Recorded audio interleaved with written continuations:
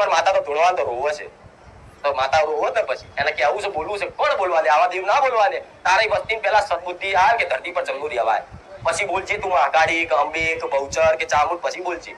એવું તમારી માને ગોગો દબાવ. કેમ દબાવ? માંસ મટન ખાવાનું લખ્યું છે માણસો? કોઈ શાસ્ત્રોમાં લખ્યું છે? તો તમે આવું ના બધું ખાઓ તો શું તમારી માતાઓ બોલે એમ? તમારી માતાઓ કૃપા કરે એમ? ભૂલી જજો ગોડા, હું મેલડી આવું કહું છું. જેને જીભ નહીં બતલાઈ હોય ને તાર ઉધી એના જ મોઢે આવી મારા જેવી મેલડી બોલતી હશે, આવું કહું છું. પણ કે મારી અમે બહુ ખાધું. આજે એક નાનો અમથો કોટો અહીંથી નીકળતા હોય, નાનો અમથો ખાલી ઝીણો કાંટો તમને વાગી જશે, હાય બાપ બહુ વાગ્યું. અને કોકને ગારો બોલી નાખો કે અહીંના કોટા કોણ નાખે છે કે થાય છે કે નહીં? ખાલી એક નાનું હોય જેટલું કદાચ અણી વાગે તમને તો આખો 5 ફૂટનો માણસ આખો હલી જાય, એની કાયા ડોલી જાય. હાય મને વાગ્યું. તો આ બકરા ને આ મરઘી ને આ બધું ખાવ તમે તો એને પીડા નહીં થતી હોય? નહીં થઈ હોય કે અમે તો મારી બજારમાંથી લાવીને ખાઈએ છીએ, તો તમે ખાવશો એટલે તો મારવા વાળા મારે છે, કાપવા વાળા કાપે છે. શું તમારો જીવ તમને વાલો છે? બીજા જીવનો ખબર તમે એની વેદના શું ખબર પડે? એના શબ્દો ભાષા એની વેદના મારા જેવી માતા સમજી શકે કે જીવ શું કહેવા માંગે છે, કે જીવ ચમ દુખી છે, જીવ ચમ રડે છે. પણ તમારે તો સ્વાદ હાતર તમે એનો પગ કાપી નાખો અને શું કહો ગોડા, તમે મનુષ્ય છો, રાક્ષસ નહીં. તમે મનુષ્ય છો, રાક્ષસ નહીં. આ કદાચ ખાતા હોય તો હજુ કહું છું બંધ કરી દેજો, નકર ખાવા વાળા મારા સાનિધ્ય પગ ના મેલતા હું મેલડી આવું કહું. ભલે મારું આખું સાનિધ્ય ખાલી થઈ જાય, મારા ભાવિકો કોઈ દેખાય નહીં, કોઈ વાંધો નહીં, પણ જે ખાતા હોય મારા સાનિધ્ય કદાચ જો સુધરવું ના હોય ને ચાલુ રાખવું હોય ને તો જાઓ, મારા દરવાજા તમારા માટે ખુલ્લા નહીં રહે, હું મેલડી આવું કહું.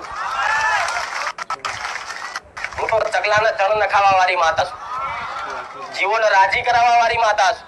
હું તો ઊંધી કહું છું, તમારું ઘર હોય, તમે જો રહેતા હોય ફરિયાના આજુબાજુના કૂતરા ગાયો બલાડા ફરવા વાળા હોય ને અને તમારા ઘરના આંગણે કદાચ આવીને કદાચ રોટાની આશા રાખી આવે અને પૂછડું હલાવો ને તેને લાત મારીને કાઢતા નહીં, કદાચ તમારે જો ના હોય ને તો ચપટી બિસ્કીટ ખવડાવીને મોકલી દેજો, મારો રોમ રાજી રહે. એ જાનવર છે, એ જીવ છે. આ બધી દયા ભાવના રાખો ને તોય તમારી માં રાજી થાય કે મારો દીકરો જો દરેક ની ઉપર દયા ભાવના રાખે કે નહીં. કે તમે ગંદકી રાખો ઘરમાં તો મોકો ચો બે ગંદકી હોય, હમણાં ગંદકી કરો જેટલી મોકો ઉડીને આવશે અને બેસે. પણ આવા ફૂલ પડ્યા હોય તો મોકો જગ્યાએ શું આવે? મધમાખી. તો તમારા ઘરમાં મારા જેવી મધમાખી બોલાવી છે, મોકો બોલાવી છે? મધમાખી ને આ જે તમને કારણ વગર કહીડે મારા મધપુડામાં હાથ નાખે તો જ હું કહ્યું. સાચું ખોટું? નકર જે પ્રેમથી રે એને કોઈ કહ્યું. એટલે જો મારા જેવી મધમાખીને કદાચ ઘરમાં બોલાવી હોય કે જે હારો રસ આલે તમારા માટે, હજારો ફૂલોમાં બેહી અને રસ કાઢી લાવી અને તમારા માટે મધપુડો ભરી આલું, એવું માતા. અને પેલી મોખો તો શું કરે? બાર તો કીચડમાં કાદવમાં ખરાબ જગ્યાએ બેઠી હોય અને એથી બેહીને આવે સીધા તમારા રસોડા અને તમારા ઘેર ખાવાનું બાવાનું પડ્યું હોય એટલે અહીં ત્યાં બેહ એટલે એના કીટાણુ તમારા ઘરમાં ગાલે.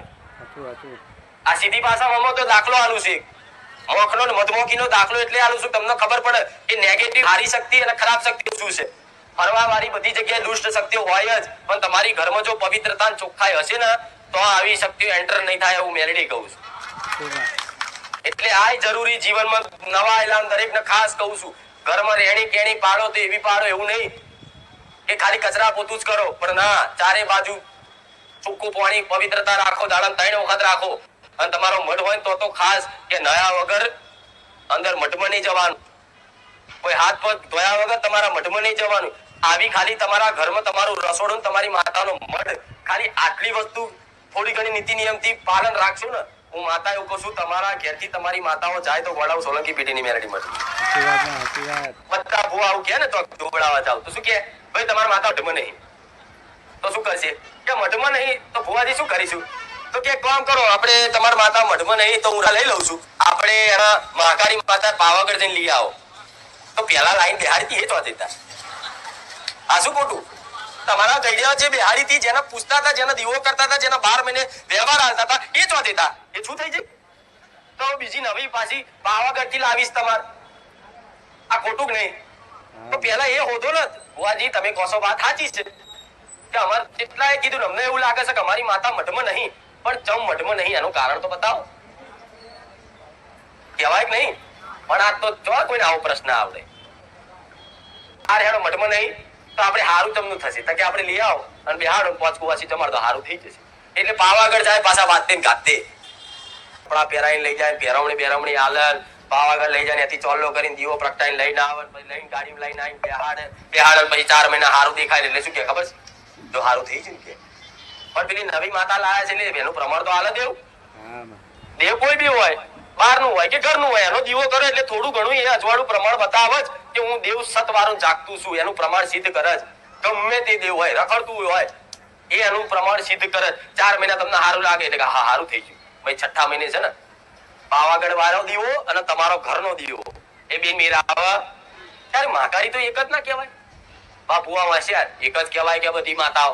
તો તું લાઈને પાવાગઢ થી તો બીજાને મોકલે છે એનો તો એના બાપ દાદાની બેહાડી હોય ને બીજાને પાવાગઢ મોકલે, ચોટીલા મોકલે, બહુચરાજી મોકલે, કોયલા ડુંગર અરસીથી લેવા મોકલે. એટલે કોયલા ડુંગર લેવાની તો જરૂર છે? તમારા વડીલો તમારી જોડે તમારી પેઢી પહેલા જે બેહાડી છે એને જ પૂજવાની જરૂર છે. કોયલા ડુંગર જવાની જરૂર પડે?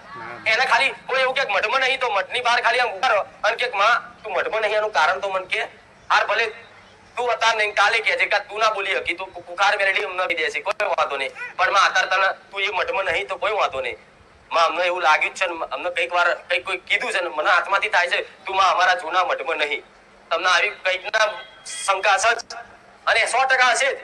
તમને જો વારે ઘડી એક જ વિચાર થતો હોય કે અમારા જૂનો મળશે ને બધાનો ભેગો, એ માતા લાગતી નહીં. અને કઈ ભૂવા મળવો નાખો તો ધૂણી કે ભાઈ આ માતા બહાર છે, કોઈ જોડે આવે તો કે ભાઈ આ માતા બહાર છે. જો તમને વારે ઘડી આવું ખબર પડી હોય કે અમારી મહાકાળી ઘરસીધી ચામુંડા બહુચર બહાર છે મઠની કે કોઈ યાર બહાર છે એવું ખાલી લાગે ને તો તમારે શું કરાય? તમારું ઘર તો હોય મળતો એની જગ્યા તમે તમારા ક્યાં રહેતા હોય તેને કહેવાય કે માં કુટુંબ મારા બહુ મોટું કુટુંબ છે, માં સમજશે નહીં મારી પીપુડી વાગવાની કુટુંબમાં, અને તમારી વાગતી જ નહીં તો વાગે છે. હું કહું છું તમારી પીપુડી વાગતી, તમે જે તમારા કુટુંબમાં વાત કરો ને કે ભાઈ આપણી માતા મઠમાં નહીં, એટલે પેલો ભૂવો એમ કે છે કે હું શું ધૂણું છું કે આટલી તો છે મારું આ કામ કરી તમને કોમ ગણાવશે, તમને શું કરશે? કોમ ગણાવશે. ચમ અત્યાર સુધી આટલું બધું કામ ના કર્યા, પણ એ તો એની ફરજ છે માની. તો કોમે તે અંદર કોને ચોને છુપે તમારા કરી આલ છે, પણ તમને આવું લાગતું હોય તો તમારા ઘેર શું કરાય? જો રહેતા હોય ને તો કદાચ ધરતીના ધણી ઘોઘા મહારાજ એક નારિયેળ વધીને ઉકળી આલી અને જગ્યાની કોઈ ફરતી મેલડી હોય એને કદાચ લાપસીનો કેનો વ્યવહાર આલી અને એને ખાલી એટલું કહો કે આ ભૂમિના દેવ છો તમે, હું મારા જગ્યા પર મારી માતાને બેહાડું છું, વધાઈને લાવું છું, મારી માતાને આવવા દેજો, તમારો હકનો અધિકારનો ટેક્સ એનો વ્યવહાર હકનો વ્યવહાર આપી દીધો અને ખાલી વધાઈને કહો કે હે માં મહાકાળી આમ પોસ ફૂલ બતાવો ને મહાકાળી કંકુના પગલે આવો ના આવે તેમાં ભુવાઓની જરૂર ના પડે કે ભુવાજી તમારા હાથે જ માતા બેસે. વડા આવું ભ્રમ નહીં રાખો. દીકરો હોય દીકરી બધાને કહું છું આવો ભ્રમ નહીં રાખો. એના દરેક દીકરા એના વાલા જ હોય છે કે ભુવાની જરૂર પડશે, કોઈ માતાજીની જરૂર પડશે, માતાને બેહાડવા ના. ખાલી દીવો કરો ને દીવો નહીં તો ખાલી ઘરની બહાર 2 અગરબત્તી કરો. મારી મહાકાળી તું જો કદાચ જૂના મઢમાં ના બેઠી હોય અને કોઈ માતાએ જગ્યા પર તને ના બેહવા દેતા હોય તો માં લે તારી 2 અગરબત્તી કરી અને મારી દીકરીના હાથે કે મારી વહુના હાથે કદાચ વધામણા કરીને માં બોલાવું છું, માં તું જો હોય ને તો આવી જજે મારા ઘેર, તો ગોડા બેહી જાય કે નહીં? અને હું એવું કઉ છું જો એ દીકરો સમજુ દીકરો હોશિયાર હોય અને મારી વાત હોભરતો હોય કદાચ આટલું ઘેર બેઠા કરી દે ને અને મહાકાળી કદાચ મઠની બહાર ફરતી હોય ને એને લાઈન તમારા ઘેર બેહાડ દે ને અને બેહી જાય ને તો આખું કુટુંબ બાપા કઈ નમવા આવે. શું આવે? બાપા કઈ ના આવે. ત્યાં તમને મહાકાળી બેઠી ખબર નહીં મારા ઘેર ઓટોમેટિક આવી જાય કે આય કે નહીં? કોઈ ભૂવા એવું કે ભાઈ તમારું એક ઘર છે અને એ ઘર વાળા અલગ માતા પૂજે છે મહાકાળી, એમના ઘેર માતા બેઠી છે. આવું સાંભળ્યું છે કે એના ઘેર બેઠી તેની એની સમજ પ્રમાણે ભાવપૂર્વક એના ઘેર બેહાડી દીધી તો બેહી જાય. અને એ બેઠા પછી છે ને તમારી માતા તો જશે નહીં. જાઓ તમારી માતા દુઃખમાં હતી એટલે એનું કારણ કે જગ્યાનું કોઈ દેવ હતું, તમારે એવા જબરા ગુના હતા, ચોર સૌકાર ભેગા રહેતા હોય તોય માતા ના રહે.